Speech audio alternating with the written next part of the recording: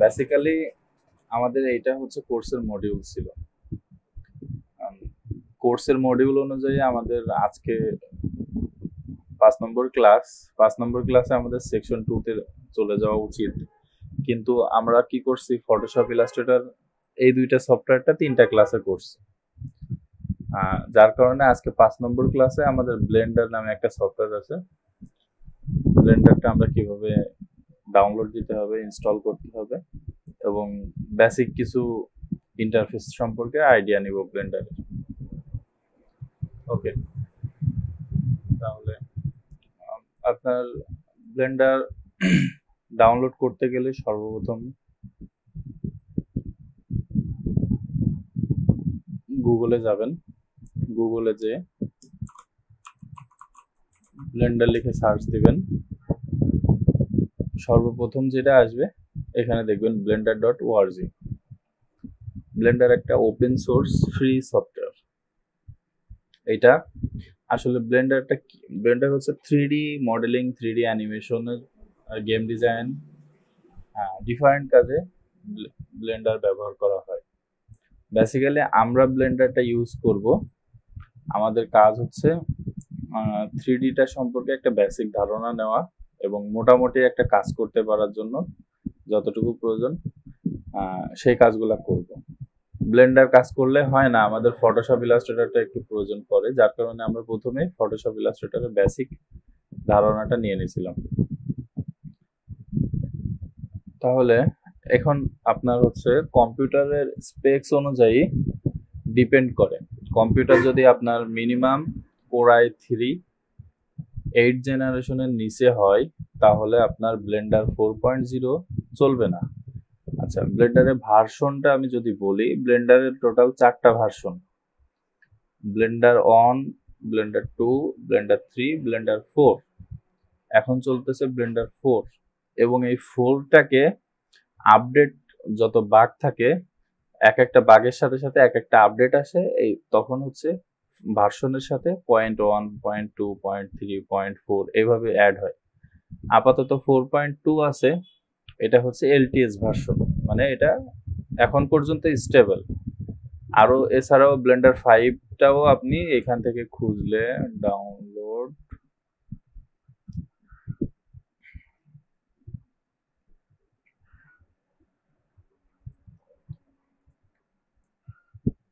Release,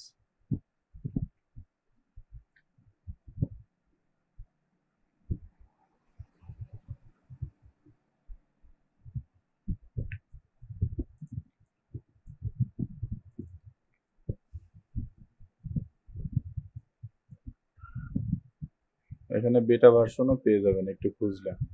আমরা বেটা ভার্সনটা নিব না, আমরা একেবারে লেটেস্ট যেটা LTS ভার্সন থাকে সেটা ইউজ করব, 4.2। আমি সাধারণত মেবি 4.1 ইউজ করতেছি, এখনো আপডেট করা হয় নাই।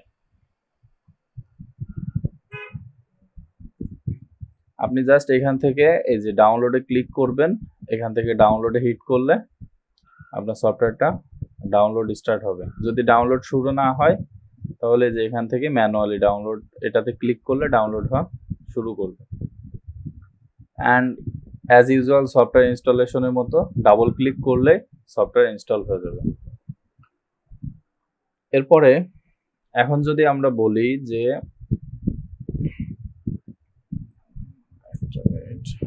আমি সফটওয়্যারটাকে রিসেট দিয়ে দেই,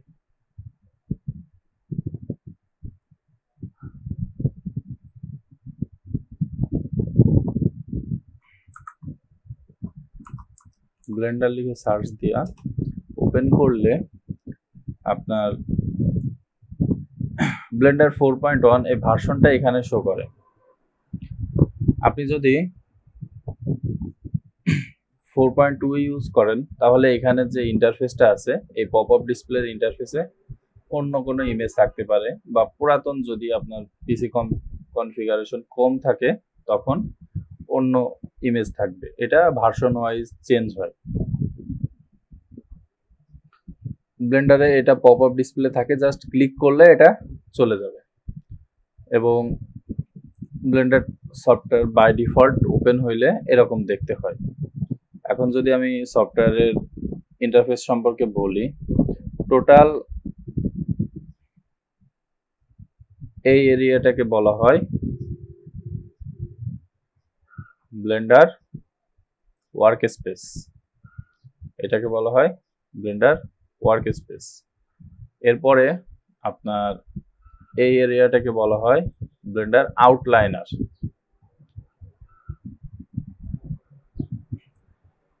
দেন আপনার এই এরিয়াটাকে বলা হয় ব্লেন্ডার প্রপার্টিজ এডিটর।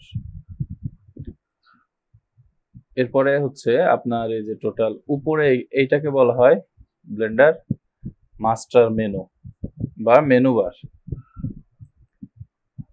আর মেনু বারের নিচে এই এরিয়াটাকে বলা হয় ব্লেন্ডার টুলবার বা টুলস। এছাড়াও আপনার কিছু প্রিসেট ওয়ার্ক স্পেস আছে, এখান থেকে এইগুলা হচ্ছে আপনার প্রিসেট ওয়ার্ক স্পেস। তাছাড়াও আপনার ইউজুয়াল কিছু এক্সট্রা পাই মেনু আছে, যে পাই মেনুগুলা এইখানে। তাহলে আপনি বুঝতে পারছেন টোটাল কোথায় কি আছে। এছাড়াও আপনার এইখানে কিছু শেডিং প্যানেল আছে এবং নিচে এটা হচ্ছে আপনার, এটাকে বলা হয় টাইমলাইনার বা অ্যানিমেশন টাইমলাইন। টোটাল ব্লেন্ডার ইন্টারফেসটা এইগুলা। এছাড়াও কিছু শর্টকাট আছে, কিছু হটকি আছে, এগুলো আমরা এখন আস্তে আস্তে দেখব।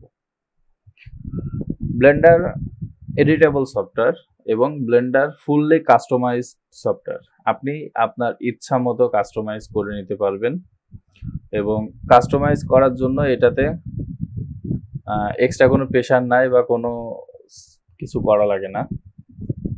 ফার্স্টে যদি আমি বলি, লেফট সাইডে যে টুলবার আছে, আমি যদি কিবোর্ডে টি প্রেস করি টুলবারটা হাইড হবে এবং আনহাইড হবে। এবং রাইট সাইডে এই গিজমোর এখানে আমি যদি কিবোর্ডের এন প্রেস করি তাহলে টুল প্যানেল, ভিউ, বক্স কাটার, বিভিন্ন প্লাগইনের যে শর্টকাটগুলো থাকে এগুলো আসবে। এন প্যানেল বলা হয়, এই টোটালটাকে বলা হয় এন প্যানেল। এই যে টোটাল এখানে যতগুলো অপশন আসে প্রতিটা অপশনকে বলা হয় এন প্যানেল। ওকে। আর একটা 3D সিনে এই ওয়ার্ক স্পেসে আপনার যতগুলা অবজেক্ট বা সিন থাকবে, যেমন আপনার এখানে একটা লাইট আছে, একটা ক্যামেরা আছে, একটা অবজেক্ট আছে এবং এইগুলা হচ্ছে এক একটা গ্রিড। তাছাড়াও আপনার এখানে দুইটা গ্রিডের অ্যাক্সেস লাইন আছে। এই টোটালটাকে বলা হয় ওয়ার্ক স্পেস বা 3D এরিয়া।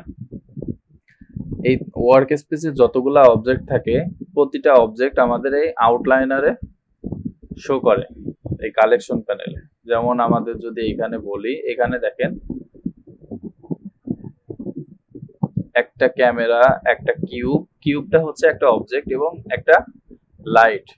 যতগুলো অবজেক্ট আছে প্রতিটা অবজেক্ট এখানে শো করতেছে। কোনো অবজেক্ট যদি আমাদের সিলেক্ট করতে হয়, জাস্ট অবজেক্টের উপরে লেফট ক্লিক করলে এটা হাইলাইট হবে এবং সিলেক্ট হয়ে যাবে।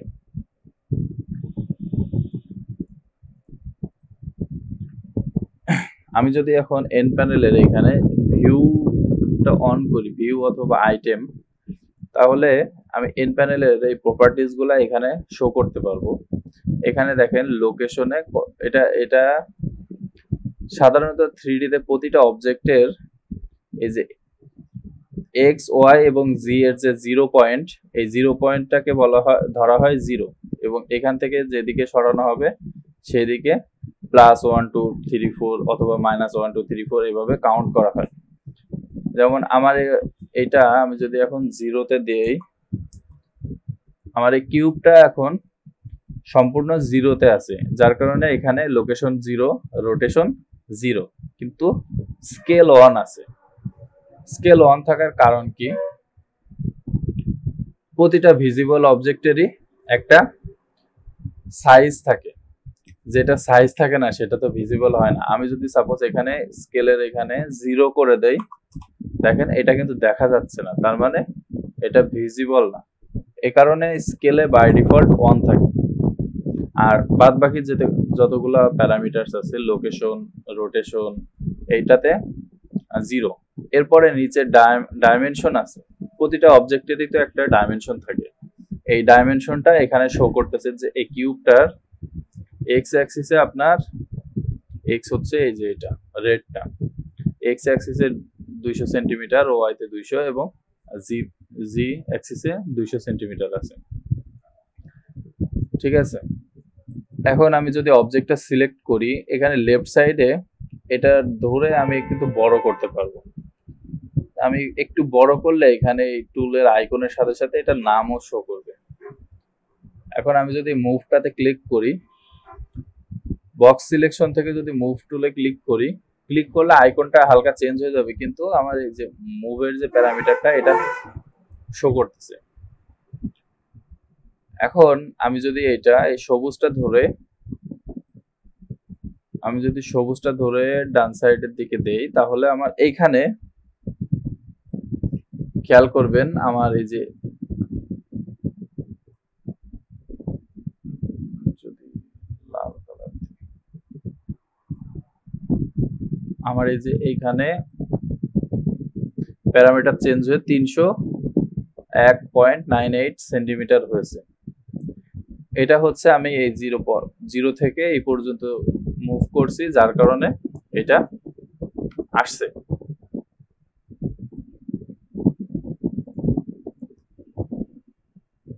আমি যদি এখন এটা এই নীল যে প্যারামিটারটা আছে, মুভ প্যারামিটার নীল, এটা দেই, তাহলে এটা জি অ্যাক্সিস বরাবর এটা উপর দিকে যাবে, উপর অথবা নিচে।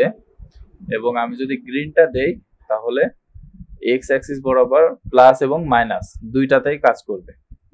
এবং আমি যদি রেডটা দেই, তাহলে এক্স অ্যাক্সিস বরাবর প্লাস এবং মাইনাস দুইটা মুভ হবে। সেম ভাবে আমি যদি এখানে রোটেটটা ইউজ করি, রোটেটের জন্য আমার আইকনটা চেঞ্জ হয়ে যাবে। আমি যদি রেডটা ক্লিক করে এখানে রোটেট করি, সেম এখানে আমার এক্স অ্যাক্সিসে রোটেট হচ্ছে। আমি যদি গ্রিনটা দেই, তাহলে গ্রিনটা দিলে শুধু গ্রিনে হইবে। এখন এখানে একটা কথা আছে, এই যে বাইরে আউটলাইনে একটা সাদা একটা আছে, এইটাতে যদি দেওয়া হয় তাহলে তিনটা একসাথে রোটেট হবে, তিনটা অ্যাক্সিস একসাথে রোটেট হবে। সেম ভাবে মুভ টুলের ক্ষেত্রে আমরা যদি মাঝের এই সাদাটা দিয়ে করি, তাহলে তিনটা অ্যাক্সিস একসাথে মুভ হবে। এবং স্কেল আছে, স্কেলের ক্ষেত্রেও সেম, আমি যেদিকে স্কেল দিব সেদিকে স্কেল হবে। আর যদি আমি সাদাটা দিয়ে স্কেল করি, ওভারঅল স্কেল হবে। ভাই এই পর্যন্ত কি বুঝছেন? ওকে, তাহলে আপনার কাজ থাকবে, আমি আবার দেখাই, ব্লেন্ডারটা ইনস্টল দিবেন। ইনস্টল দেওয়ার পরে ব্লেন্ডার ওপেন করে যে এখানে যে অবজেক্টগুলো থাকবে, এই যে তিনটা, একটা লাইট, একটা কিউব, একটা ক্যামেরা, কিবোর্ডের এন প্রেস করলে এখানে প্যারামিটার আসবে এবং টি প্রেস করলে এখানে টুলবারটা আসবে। আর যদি এখানে ক্লিক করে এটা বড় করেন, তাহলে এখানে নামগুলা শো করবে। আপনার কাজ হচ্ছে মুভ, রোটেট, স্কেল এবং ট্রান্সফর্ম। ট্রান্সফর্ম বলতে মুভ, রোটেট, স্কেল তিনটা কম্বাইনে একটা টুল। এই তিনটা টুল নিয়ে এখানে মুভ করে দেখবেন কি হচ্ছে এবং এখানে কি চেঞ্জ হচ্ছে। সেম ভাবে এখানে আপনি যখন প্রথম দিবেন, আইটেম, টুল আর ভিউ, এই তিনটা জিনিস থাকবে। প্রথমে আইটেমে দেখবেন যে আসলে আমি এটা চেঞ্জ করলে কোনটাতে চেঞ্জ করলে কি হচ্ছে। এরপরে আপনি টুলসে যাবেন, টুলসে যাওয়ার পরে একটা অপশন অন করে দিলেন, দেওয়ার পরে মনে করেন কাজ করে দেখলেন আসলে কোনটাতে কি কাজ করতেছে। ঠিক আছে, আপনার মনে করেন কি যে এরপরে ব্লেন্ডারে অনেক কিছু করছেন, এক্সপেরিমেন্ট করছেন, করার পরে এখন ব্লেন্ডার কাজ করতেছে না, তাহলে কি করব?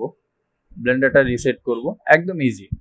ফাইল, এই যে ডিফল্টস, এখানে লোড ফ্যাক্টরি সেটিংস, এখানে ক্লিক করে দেন পরবর্তীতে আবার এটার উপরে ক্লিক করলে আবার রিসেট হয়ে যাবে, সেটিংস আবার পুনরায় চলে আসবে। সোজা কথায় এই তিনটা অবজেক্ট আর এই যে এন প্যানেলে যে অপশনগুলো আছে, এই যে এই দেখেন তো তিনটা চলে আসছে আমার। রিসেট করছি, 3টা চলে আসছে। এবং এখানে এই যে 3টা টুলস, 4টা টোটাল নারী নক্ষত্র কোথায় কি আছে এবং কোনটায় কি কাজ হচ্ছে দেখবেন। আমি জিজ্ঞাসা করব নেক্সট দিন, আমি প্রথমে জিজ্ঞাসা করব যে ভাই এখানে যদি প্যারেন্টসটা অ্যাক্টিভ করে রাখি, আমি যদি কোনো কিছু মুভ করতে যাই বা রোটেট করতে যাই কি ইফেক্ট পড়তেছে, বা লোকেশনটা যদি আমি অ্যাক্টিভ করে রাখি কি ইফেক্ট পড়তেছে, বা ওরিয়েন্টেশনটা কি ইফেক্ট পড়তেছে। আমাকে শুধু বলবেন যে ভাই যখন আমি সরাচ্ছি ওরিয়েন্টেশনে আমার মডেল সরতেছে না কিন্তু আমার কার্সারটা চলে যাচ্ছে, তখন আমি বুঝতে পারবো যে হ্যাঁ আপনি কিছু করছেন। ঠিক আছে, ওকে। যেহেতু ব্লেন্ডার একটা নতুন সফটওয়্যার, আমি জানি না আপনি আগে কাজ করছেন কিনা বা এটা সম্পর্কে পরিচিত আছে কিনা। আমি সবার কথা চিন্তা করে, হ্যাঁ সবার কথা চিন্তা করে আমি অল্প অল্প করে দিব, যেটা প্রয়োজন সেটাই দিব, যেটা প্রয়োজন না সেটা আমি স্কিপ করে যাব। পরবর্তীতে অ্যাডভান্সে আস্তে আস্তে শিখে নিতে পারবেন। জি, আর প্র্যাকটিস করেন, কোনো সমস্যা হলে ইনস্ট্যান্ট হোয়াটসঅ্যাপ গ্রুপে নক দিবেন, আমি আছি এবং আমাদের সাপোর্টের জন্য লোক আছে আপনাদের জন্য বরাদ্দ। ঠিক আছে ভাইয়া, তাহলে প্র্যাকটিস করেন। আল্লাহ হাফেজ।